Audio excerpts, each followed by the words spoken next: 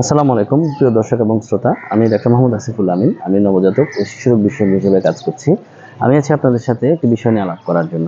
আজকে আমরা যে বিষয় নিয়ে আলাপ করব সেই বিষয়টি হচ্ছে যে বাচ্চার কান পাকা।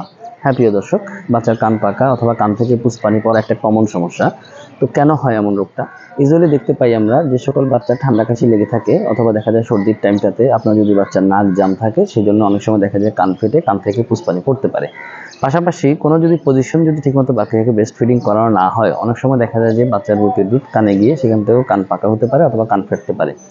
আমরা সাধারণত যেটা দেখতে পাই যে নাকের ব্লকের জন্য বেশিরভাগই কান পেকে থাকে। আবার এক বাচ্চার কান একবার যখন ফেটে এরকম পুঁজপানি পড়ে, পরবর্তীতে কিছু আক্রান্ত হলেও, বিশেষ করে ঠান্ডা কাশি লাগলেও অনেক সময় পরবর্তীতে বাচ্চার কান পেকে ওখান থেকেও পুঁজপানি পড়তে পারে। এরকম যদি কোনো সিচুয়েশন হয়, তাহলে সেক্ষেত্রে আপনি অবশ্যই একজন বিশেষজ্ঞ চিকিৎসকের শরণাপন্ন হবেন।